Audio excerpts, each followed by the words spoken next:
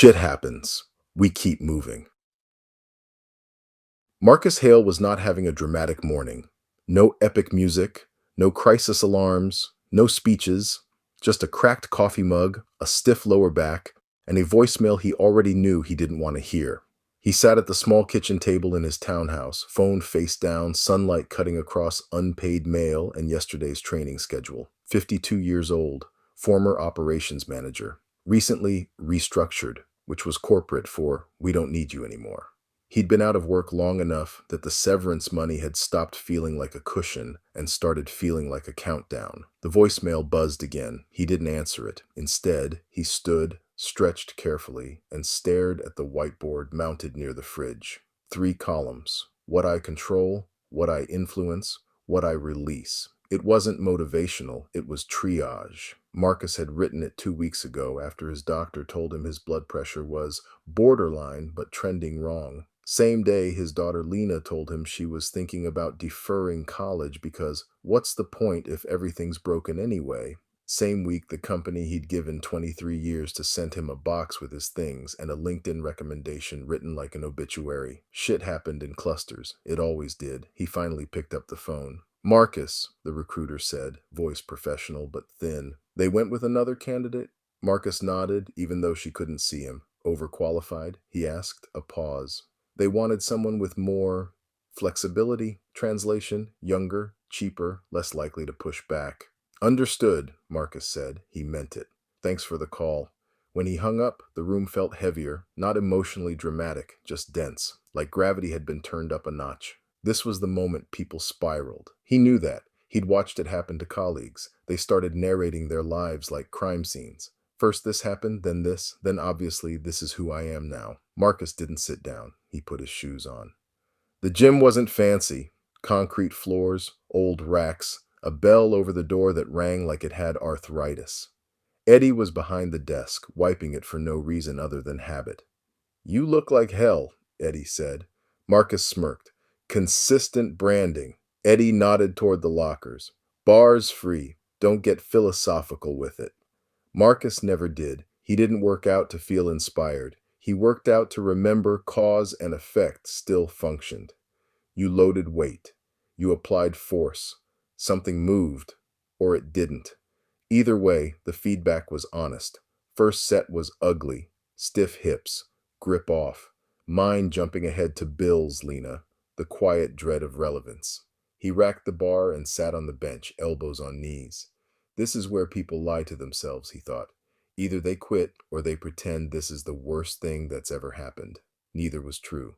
Shit wasn't special. It was inevitable. He breathed slower, not deep, controlled. Like turning down a dial instead of slamming a switch. Second set went better. By the third, his back loosened. Not magically, mechanically. He finished, wiped down the bar, and sat again. Pulse, steadying. Eddie tossed him a towel. "You okay?" Marcus shrugged. "Define okay." Eddie laughed once. "Fair." They didn't talk more. They didn't need to. Marcus left the gym lighter. Not emotionally euphoric, just aligned. His body had matched his intent instead of arguing with it. That mattered. That afternoon, Lena came over. She dropped her bag by the door and collapsed onto the couch like gravity had singled her out personally. "Everything feels pointless," she said, staring at the ceiling. Marcus didn't correct her. He didn't comfort her. He made tea. When he handed her the mug, she looked annoyed. "I don't need tea. I need answers." Marcus sat across from her. "Answers are overrated," he said. "They expire." She rolled her eyes. "Great. Cryptic dad mode." "No," he said calmly. "Operational dad mode." That got her attention. "Look," he continued, "you're waiting for the world to make sense before you move. That's backwards." She frowned. "So I'm just supposed to pretend things are fine?" "No. You're supposed to move anyway." She crossed her arms. "Toward what?" Marcus leaned back. "Toward competence. Toward agency. Toward whatever increases your range of motion. Mentally, financially, physically. Meaning comes later. Momentum comes first." She stared into her tea. "You sound like you're talking to yourself." Marcus smiled slightly. "I am. You're just in the room." She sighed. "What if I choose wrong?" "You will," he said. "Then you adjust." She looked at him sharply. That's it? That's it, he said. Shit happens.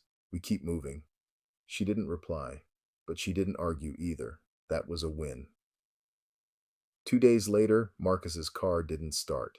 Dead battery, rain, late afternoon, perfect timing. He stood there for a moment, rain soaking his collar, and felt the familiar urge rise. Of course. This figures. He caught it mid-sentence, not suppressed, just observed. Then he laughed, out loud, not manic, dry. All right, he said to the car, your turn. He called roadside assistance, waited, and watched the rain hit the pavement in uneven rhythms. Cars passed. People moved. The world didn't pause to acknowledge inconvenience. And that was strangely comforting. When the truck arrived, the driver, a woman in her 40s with oil-stained gloves, jumped the battery in under 5 minutes. Battery's old, she said. You'll need a new one soon. Marcus nodded. Soon is fine. She raised an eyebrow. Most people freak out. Marcus shrugged. Most people think problems are personal. She smiled. Yeah, they're not. He drove home with the windows cracked, rain cooling the car, thoughts quieter than they'd been all week. That night, Marcus updated the whiteboard. What I control.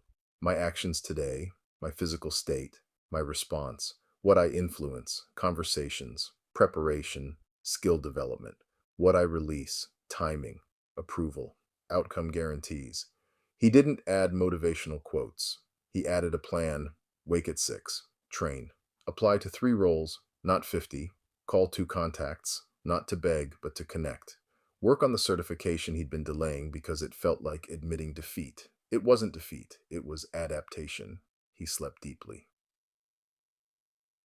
A week later, nothing miraculous had happened. No job offer. No sudden clarity about the future. No cinematic breakthrough. But his blood pressure was down.